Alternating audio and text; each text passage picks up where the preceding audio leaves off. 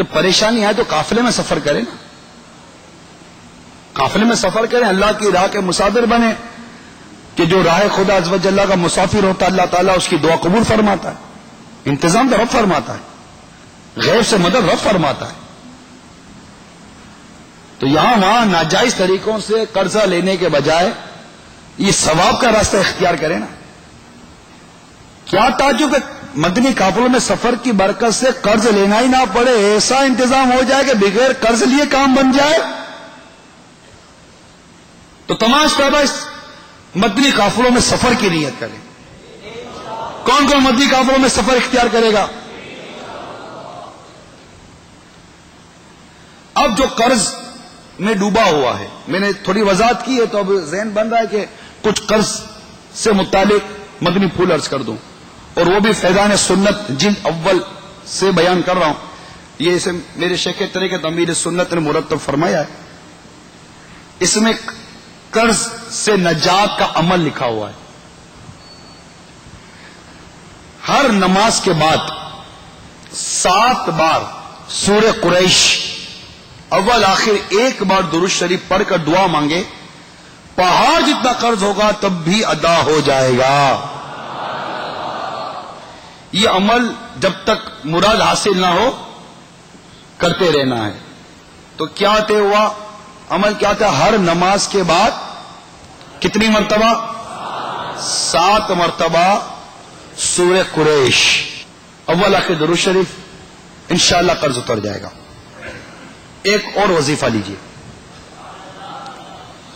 اللہم اکفنی بحلالک عن حرامک واغننی بفضلک عمن سواک۔ ترجمہ، یا اللہ عز و جل مجھے حلال رزق عطا فرما کر حرام سے بچا، اور اپنے فضل و کرم سے اپنے سوا غیروں سے بے نیاز کر دے۔ امیر سنت لکھتے ہیں تا حصول مراد ہر نماز کے بعد 11 بار اور صبح و شام 100 بار روزانہ اول آخر 1 بار درود شریف پڑھے۔ مروی ہوا کہ ایک مکاتب، یعنی مکاتب اس غلام کو کہتے ہیں جس نے اپنے آقا سے مال کی ادائیگی کے بدلے آزادی کا معاہدہ کیا ہوا ہو۔ ایک مکاتب نے حضرت مولا مشکل کشا رضی اللہ تعالی عنہ کی بارگاہ میں عرض کی، میں اپنی کتابت یعنی آزادی کی قیمت ادا کرنے سے عاجز ہوں، میری مدد فرمائیے۔ مولا مشکل کشا کرم اللہ تعالی وجہہ الکریم نے فرمایا، میں تمہیں چند کلمہ سکھاؤں جو رسول اللہ عز و جل و صلی اللہ تعالی علیہ وسلم نے مجھے سکھائے۔ اگر تم پر جبل سیر، سواد یا را، سواد کے نیچے زیر ہے، یہ ایک پہاڑ کا نام ہے، جتنا دین یعنی قرض ہوگا تو اللہ تعالیٰ تمہاری طرف سے ادا کر دے گا۔ تم یوں کہا کرو، اللہم اکفنی بحلالک عن حرامک واغننی بفضلک عمن سواک۔ یہ جامع ترمذی کی حدیث تھی۔ اس طرح یہ عمل کرنے والے کا سیر پہاڑ جتنا بھی اگر قرض ہوا تو اللہ تعالیٰ اس کی ادائیگی کا انتظام فرما دے گا۔ ایک دفعہ چلیں یہ دعا پڑھ لیتے ہیں، ٹھیک ہے؟ سب مل کر پڑھتے ہیں، اور انشاءاللہ مدنی قافلوں میں سفر کر کے یہ دعا یاد کریں گے۔ ہفتہ وار اجتماع میں بھی شرکت کر کے دعا یاد کی جا سکتی ہے، اور مدرسۃ المدینہ بالیگان میں شرکت کر کے بھی دعا یاد کی جا سکتی ہے۔ دعوت اسلامی نے الحمدللہ کئی مواقع دیے ہیں جن میں شرکت کر کے ہم دعا یاد کر سکتے ہیں۔ تو یہ مدنی وظیفہ ہے، آقا صلی اللہ تعالی وسلم سے ملا ہے، بزرگان دین سے ہوتے ہوتے ہوتے ہوتے امیر اہل سنت کے ذریعے اب ہم تک پہنچا ہے، تو اس کو اختیار کریں نا۔ مزید زکوٰۃ سے متعلق سماعت کیجیے۔ چنانچہ میرے آقا صلی اللہ تعالی علیہ وآلہ وسلم ارشاد فرماتے ہیں، ایک خصلتیں ایسی ہیں کہ اگر تم ان میں مبتلا ہو گئے، میں اللہ عز و جل سے پناہ چاہتا ہوں کہ تم انہیں پاؤ۔ وہ کون سی 5 خصلتیں؟ نمبر 1، جب بھی کسی قوم میں فحاشی ظاہر ہوئی اور وہ اسے اعلانیہ کرنے لگے، ان میں ایسے امراض پھوٹ پڑے جو ان سے پہلے لوگوں میں نہ تھے۔ نمبر 2، جو لوگ ناپ تول میں کمی کرنے لگے تو ان کی پکڑ قحط سالی، سخت تکلیف اور حکمرانوں کے ظلم سے کی گئی۔ نمبر 3، جن لوگوں نے اپنے مال کی زکوٰۃ ادا کرنا چھوڑ دی ان سے آسمان کی بارش روک لی گئی، اور اگر چوپائے نہ ہوتے تو ان پر بارش نہ ہوتی۔ نمبر 4، جن لوگوں نے اللہ عز و جل اور اس کے رسول کا عہد توڑا ان پر غیر قوم سے دشمن کو مسلط کر دیا گیا اور اس نے ان کا مال چھین لیا۔ نمبر 5، جس قوم کے حکمرانوں نے اللہ عز و جل کی کتاب کے خلاف فیصلے کیے اللہ عز و جل نے ان کے درمیان آپس کے جھگڑے ڈال دیے۔ تو یہ 5 خصلتیں، فحاشی عام ہو اور پھر اعلانیہ کیا جائے۔ شادی میں بہو بیٹیاں ناچتی ہیں نہیں ناچتی؟ ناچتی ہے نا؟ ساس بھی تو ناچتی ہے، سسر بھی ناچتا ہے، داماد کی بھی شرم مر جاتی ہے، وہ بھی ناچ رہا ہوتا ہے، وہ سسر کو نچواتا ہے۔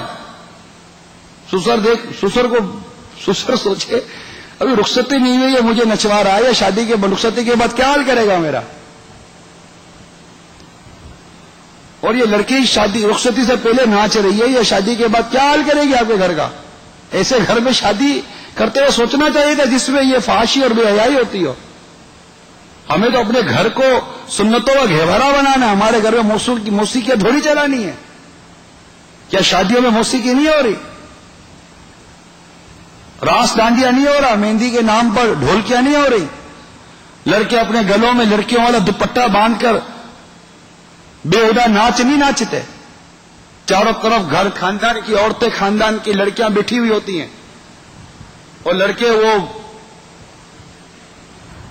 دوپٹے پہنتے ہیں، بال لمبے کر کے بھی چٹیاں باندھتے ہیں، اور داڑھی ویسی منڈائی ہوئی ہے۔ عورتوں نے بال کاٹ دیے، مردوں نے بال بڑھا دیے۔ لڑکوں نے ہاتھ میں چوڑیاں پہن لی، آپ بولو چوڑیاں نہیں ہے، یہ بھی کنگن پہنا ہے، کیا پہنا ہے؟ اس کو کیا بولو گے آپ؟ اس کو آپ نام دے دو جو آپ نے ہاتھ میں پہنا ہوا لوہے کا، اس کو آپ نام دے دو بھائی۔ آپ بولو گے کڑا، تو یہ تو آپ کی لینگویج میں اس کے 4 اور نام بھی بیان کیے جا سکتے ہیں۔ مردانہ چوڑی اور کیا کہیں گے اس کو؟ پہن تو نہیں نا آپ نے۔ اور اب میرے نوجوان اسلامی بھائیوں، اب کتنا گرو گے یار، کتنا گرو گے؟ گر کے لڑکیوں والے حرکتیں تو کرنے لگے ہو۔ کپڑے لڑکیوں والے آپ نے پہننے آپ پہن رہے ہو، لڑکیاں لڑکوں کے جنسیں پہننا شروع کر دیا۔ مردانی وضع بنانے والی عورت اور زنانی وضع بنانے والے مردوں پر لعنت کی گئی ہے، لعنت۔ اب کیا اب یہ بھی اگر فحاشی عریانی نہیں ہے تو پھر فحاشی عریانی کیا ہوتی ہے؟ چاروں طرف کرسیاں لگی ہوئی ہیں، بیٹھے ہوئے ہیں یہ خاندان کے سارے عزت دار لوگ، اور ان کے سامنے ان کی عزت دار اولاد موسیقی کے اوپر کسی عزت دار حال میں بے عزتی کا ناچ رہی ہے، اور یہ ہنس رہے ہیں، مسکرا رہے ہیں۔ بیٹی منع کرتی ہے کہ آج دل نہیں ہو رہا ناچنے کا، تو ماں کہتی ہے بیٹی ناچ لے، تھوڑا سا ناچ لے، آج ناچ لے، آج تو شادی کی رات ہے۔ نتیجہ پھر ایسی شادیوں میں فائرنگیں بھی ہوتی ہیں۔ ابھی کل رات کی بات ہے، ہم ایک اسلامی بھائی کے یہاں تعزیت کے لیے حاضر ہوئے، وہ دوسرے ملک سے آئے تھے، گھر میں ایک شادی تھی، اس شادی کی تقریب میں مہندی کے نام پر دعوت تھی، سڑک پر شادی اور خوشی کے نام پر ہوائی فائرنگ تھی، ایک گولی آئی، اور وہ جو سفر کر کے شادی کرنے کی خوشی میں داخل ہوئے تھے، اس کا 11 سال کا لڑکا گولی کھا کر مر گیا۔ کیا ہم اس کے یہاں تعزیت کے لے گئے تھے، اور وہ باپ پریشان، وہ کہتا ہے کہ میں یہاں بولوں گا، وہاں بولوں گا، یہ کروں گا، وہ کروں گا کہ یہ چیزیں بند کی جائیں، یہ نہیں ہونا چاہیے. تو میں نے اس کی حوصلہ افزائی کی کہ آپ کے دل میں جو یہ چراغ جلا ہے نا اس برائی کو مٹانے کا، تو اس کو بجھنے مت دینا، اور ایک ایک کو جا کر سمجھائیں کہ اپنی دعوتوں میں یہ عریانی نہ ہو. آپ کے یہاں سے جنازہ اٹھا تو آپ کو عبرت ہوئی نا، نہ اٹھتا تو آپ بھی خوش تھے. تو ایسی دعوتوں میں، شادی بیاہ میں کتنے جنازے، اخباروں میں آپ خبریں نہیں پڑھتے، شادی میں